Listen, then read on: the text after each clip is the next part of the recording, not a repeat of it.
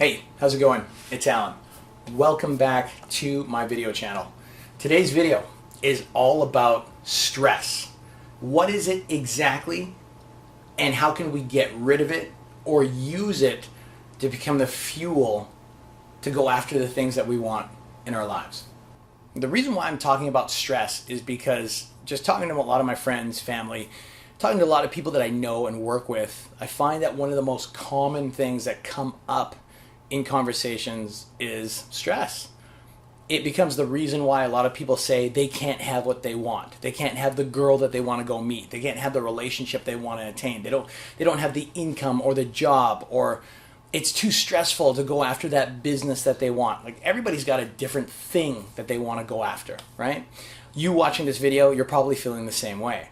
Well, I want to be maybe one of the first ones to ask you and even challenge you by saying, is it really stress that's stopping you from going after whatever it is that you want?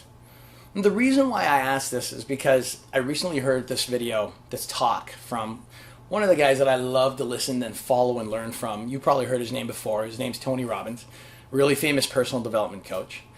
One of the things that he says is that when it comes to stress, some people will use it as the reason why they can't have what they want, and other people use it as the very fuel as to why they can have whatever it is that they really want to go after. And he uses this example of entrepreneurs. He says, a lot of people out there, they're trying to be business owners because it's almost like the sexy thing to do today. But there's a lot of people that are being entrepreneurs that really aren't really cut out to be entrepreneurs.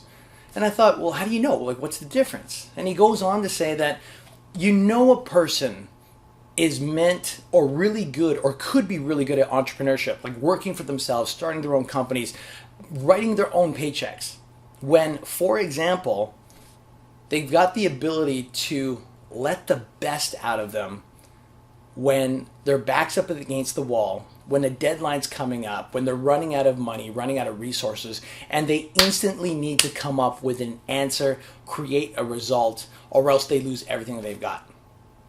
Now ask yourself that question. When you've been pushed up against the wall, what's come out of you? Has it been that fight or flight response where some people just run, or some people just collapse, or they don't know what to do, and they become almost temporarily helpless? Or are you one of those people that just said, you know what, I don't know what it is, I don't know how I'm going to do this, but I'm going to find a way? And that, my friend, is the difference between using stress or having stress use you. Now, getting outside of that topic, bringing it down, if you really look at what stress is in terms of a definition, like you can go up on Wikipedia or Google and look up stress, but I always like to use stuff that's practical, at least for me. Like, I like listening to people and taking advice that makes sense, like in terms of how I can use it in my life. And Tony Robbins always says stress basically comes up when we've got an image of what our life or what a situation is supposed to look like. And then as it evolves, it becomes something that we totally didn't think it's what it would look like. And then our brain kind of goes, well, shoot, I wanted to turn out this way, and then all of a sudden it turned out this way, and it's not happening.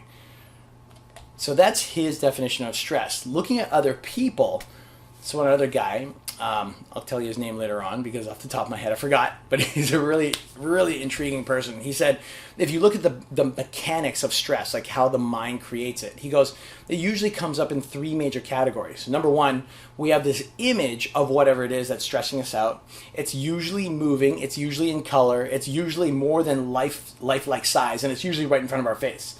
So when you think of stress, whatever that is in particular, if you really hone down on that thing that's really making you feel uneasy or uncomfortable, do you see an image? Is there something in there that you imagine when you look, either with your eyes open or closed? Chances are you probably do see an image. Do you see it in color? Chances are you probably see it in color or in some shade of black or white. Do you see it moving?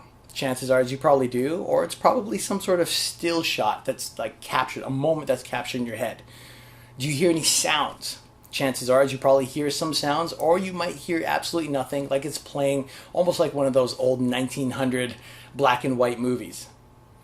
Whenever we've got images in our head that don't match up with what we thought it was going to look like or appear like, it then creates a feeling.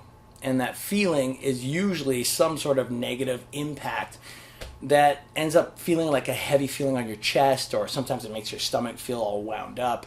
But that's usually the basis of what stress, or what creates stress in our bodies. I'm telling you this because I already know, to some level, you already know this.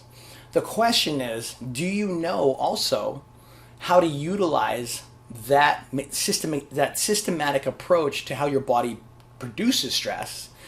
Because if you do, then that means you can also learn how to change the way that your body processes information, the way your mind processes certain kinds of information, to turn that stress into fuel, to turn that stress into drive, to turn it into a passion, to turn it into something that you can use to get past your problems and actually take action towards getting whatever you want, instead of just maybe feeling like, well, you know what, I'm helpless, I'm hopeless, whatever it is that you say in your head. Like, I don't know, you and I haven't had this conversation one-to-one, but I'm sharing that because that's a lot of what I hear other people tell me.